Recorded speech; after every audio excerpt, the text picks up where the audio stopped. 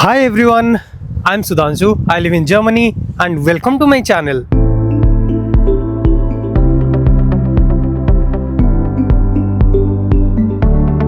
ये जो वीडियो है ये है what to do after coming to Germany. ये बहुत ही इंपॉर्टेंट वीडियो है। इतनी इन डेप्थ में कोई बात नहीं करता, मैं आपको बहुत डिटेल में बताने वाला हूँ। जो लोग स्टूडेंट है, जो लोग वर्किंग प्रोफेशनल है एंड जो लोग एबव 30 भी है, उनको भी क्या क्या प्रॉब्लम हो रहा है वो भी सब चीज़ें बताने वाला हूँ। ये जो वीडियो है ये उन लोगों के लिए है जो ऑलरेडी जर्मनी आ चुके हैं, जो रिसेंटली जर्मनी आए हुए हैं और जो जिनका वीज़ा आ चुका है और वो तैयारी कर रहे हैं जर्मनी आने के लिए, और उनको यहाँ क्या क्या डॉक्यूमेंटेशन करनी है, क्या क्या प्रोसेस करना पड़ेगा यहाँ आके, वो सब चीज़ें आपको पहले से आप अवेयर होना चाहिए, तभी आप स्ट्रैटेजिकली उसको प्लान करके कर पाओगे। सो चलो स्टार्ट करते हैं। आपका वीज़ा आ चुका है, मैं ये मान के चलता हूँ, तो आपको पहले you have to find a accommodation first. आपको पहले अकोमोडेशन ढूंढना है क्योंकि उसके बिहाफ में सारा प्रोसेस होने वाला है। तो एक चीज़ ये ध्यान रखना, आपको इंडिया से या पाकिस्तान से, आप कहीं भी आपकी होम कंट्री है, आपको किसी को पैसा नहीं देना क्योंकि यहाँ बहुत फ्रॉड चलता है। मैंने काफ़ी चीज़ें फेस किया हुआ है, कभी और एक वीडियो में बात करेंगे। First thing you have to find accommodation. आप ये मत सोचना कि आप यहाँ आके अकोमोडेशन देखोगे, that would be so much expensive. और इन केस आपको अकोमोडेशन नहीं मिल रहा तो आपके पास ये एक ऑप्शन रहेगा कि आप डॉर्मेटरी में रह सकते हो, जिसकी प्राइस वही 400 से 450 तक आता है, और उसमें भी बेसिक आपको फैसिलिटीज़ मिल जाएगा। किसी को चाहिए कि जो आ रहा है जिसको अकोमोडेशन नहीं मिला और ऐसा कुछ हेल्प चाहिए तो डेफिनेटली मेरे को मैसेज करना, I will help it out. Second thing, आपको घर मिल गया, आपके पास घर का कॉन्ट्रैक्ट है, उसके बिहाफ में आपको रजिस्ट्रेशन करनी पड़ेगी। सिटी रजिस्ट्रेशन उसको बोलते हैं और जर्मन में उसको बोलते हैं अनमेल्डंग। वो करने के बाद आप रजिस्टर हो जाओगे। यहाँ की जो ब्यूरोक्रेसी है वो बहुत आपको ईमेल्स भेजते रहते हैं, तो उसी एड्रेस में आपकी कम्युनिकेशन चलता रहेगा।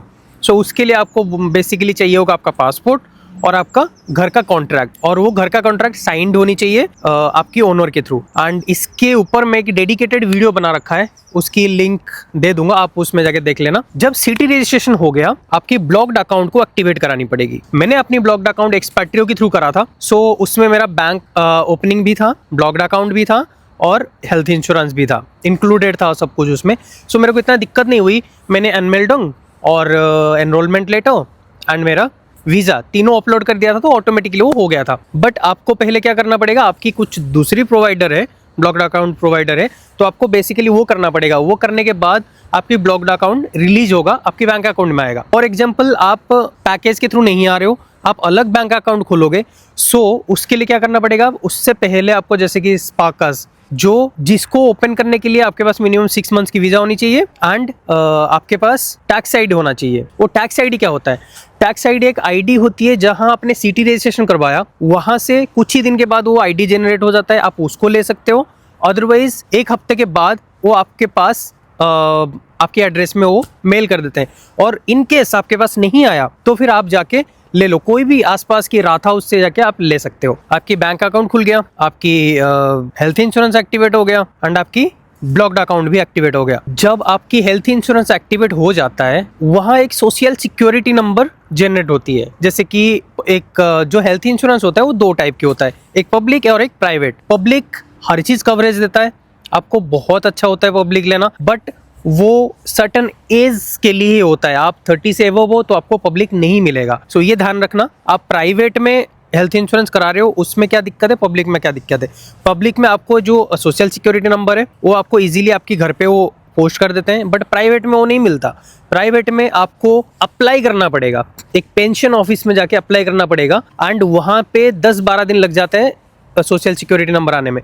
तो आप कभी भी डिले मत करना, जैसे ही आपका हेल्थ इंश्योरेंस एक्टिवेट होता है उसके बाद आप अप्लाई कर देना, तभी आप जॉब के लिए एलिजिबल हो पाओगे, और नहीं तो अदरवाइज आप जॉब के लिए एलिजिबल नहीं हो पाओगे। अच्छी बड़ी बड़ी कंपनियां आपको हायर नहीं करेंगे बिना सोशल सिक्योरिटी नंबर। उसके बाद आपको एक अच्छा सिम लेना है। यहाँ पे हर चीज़ में ना एक कॉन्ट्रैक्ट चलती है, जैसे कि आप सिम लोगे तो 12 महीना या 24 मंथ्स का कॉन्ट्रैक्ट चलता है। सो आप एक बार रिसर्च करना कि आपको कौन सी सिम लेनी है, उस हिसाब से फिर आप चूज करना, वाइजली चूज करना, क्योंकि 1 साल तक आप फिर फंस जाओगे। वाइजली चूज करना, पैकेज वगैरह देख के, फिर उसके बाद एक सिम लेना। अभी हम बात करते हैं जो स्टूडेंट होते हैं उनका, तो बेसिक चीज़ है, उनको पब्लिक हेल्थ इंश्योरेंस मिल जाएगा, उनका टैक्स आईडी इमीडिएटली घर आ जाएगा, उनकी सोशल सिक्योरिटी नंबर भी घर आ जाएगा। बट आप एबव 30 हो, आपको काफ़ी सारा दिक्कत आने लगता है। जैसे कि आपको पब्लिक हेल्थ इंश्योरेंस नहीं मिलेगा, उसके लिए क्या करना पड़ेगा, आपको प्राइवेट ही लेनी पड़ेगी। तो जब आप प्राइवेट ले रहे हो आपको सोशल सिक्योरिटी नंबर नहीं मिलेगा। आपको ये ध्यान रखना, सोशल सिक्योरिटी नंबर हर जगह चाहिए होता है आप जब जॉब करोगे, तो उसके लिए आपको क्या करना पड़ेगा, आपको अप्लाई करनी पड़ेगी। एक पेंशन ऑफिस में जर्मनी में कोई भी सिटी में हो आपको ऑफिस मिल जाएगा, वो ऑफिस में जाके आपको अप्लाई करना पड़ेगा। आप बर्लिन में हो तो मेरे को मैसेज करना, मैं आपको डायरेक्ट लिंक भेज दूंगा, आपको ईजी होएगा। अदरवाइज आपको अप्लाई करना पड़ेगा, तब भी 10-12 दिन के अंदर आपके घर वो पोस्ट करेंगे। सो फिर एक बार रिवाइज कर लेते हैं। First thing, accommodation, city registration, then blocked account, उसी में इंक्लूड होगा आपका बैंक अकाउंट, एंड देन आपका हेल्थ इंश्योरेंस। देन आपको टैक्स आईडी का ध्यान रखना पड़ेगा, टैक्स आईडी आपको कलेक्ट करनी है, सोशल सिक्योरिटी नंबर कलेक्ट करनी है, आपको एक सिम लेनी है। एंड हाँ, आप जब आ रहे हो तो आपके पास 500 कैश होनी चाहिए, क्योंकि यहाँ पे सब कुछ कैश में चलता है। बहुत ही रेयरली आप ऑनलाइन पेमेंट कर सकते हो, क्योंकि जब तक आपका अकाउंट नहीं खुलेगा, जब तक आपका कार्ड नहीं बनेगा, तब तक आप ऑनलाइन पे नहीं कर सकते। सो आपको कैश में चीज़ें करनी पड़ेगी, इसीलिए आपको कैश लेके आना है। फॉर एग्जांपल, आपने अपनी घर की सिक्योरिटी रेंट आपने ऑलरेडी इंडिया से पे कर चुके हो। फॉर एग्जांपल, कोई ऑथेंटिक सोर्स से आपको मिला है, जैसे कि हाउसिंग एनीवेयर से आपको घर मिल गया, तो नो इशू, आप पे कर सकते हो। या कोई फ्रेंड के थ्रू आपको घर मिला है तो आप पे कर सकते हो। बट ऐसा नहीं मिला है तो पे मत करना, और आपने वो पे नहीं किया है तो वो कैश में लेके आना, क्योंकि आपको पहले वो जरूरत पड़ेगी। एंड सिम कार्ड, ये डॉक्यूमेंट्स होने के बाद आपको जाके अपनी यूनिवर्सिटी में एनरोल करनी है, क्योंकि यूनिवर्सिटी में तब आप एनरोल हो पाओगे जब आपके पास M10 सर्टिफिकेट होगा। वो M10 सर्टिफिकेट क्या है, जब आपका हेल्थ इंश्योरेंस एक्टिवेट होगा ना, वो हेल्थ इंश्योरेंस प्रोवाइडर एक सर्टिफिकेट, मैट्रिकुलेशन सर्टिफिकेट, एक नंबर आपका जनरेट होगा, वो नंबर आपकी यूनिवर्सिटी को भेजेगा। जब वो आपकी यूनिवर्सिटी में पहुंच जाता है तब जाके आप ऑफिशियली एनरोल्ड हो जाओगे। सो ये ध्यान रखना, जैसे आप हेल्थ इंश्योरेंस एक्टिवेट कर लेते हो, आपकी यूनिवर्सिटी से आपको ना एक एड्रेस मिली होगी, वो एड्रेस आप मेल कर देना अपनी हेल्थ इंश्योरेंस प्रोवाइडर को, वो M10 आपका यूनिवर्सिटी में डायरेक्ट भेज देगा। सो इतनी सारी चीज़ें आपको करनी है, accommodation, city registration, blocked account, bank account, and then health insurance, and then SIM card लेना है, वो देख लेना एक बार। उसके बाद tax ID, social security number, and then officially enrolment in your university. So I think मैंने काफ़ी क्लियर किया हुआ है, कुछ चीज़ें बच गया होगा तो आप डेफिनेटली मुझे रीच आउट कर सकते हो। I would love to help you out. So मिलते हैं और एक वीडियो में, और आपको कुछ और इन्फॉर्मेशन चाहिए तो मेरे को बताना, मैं उसी टॉपिक में वीडियो बना दूंगा। Take care guys.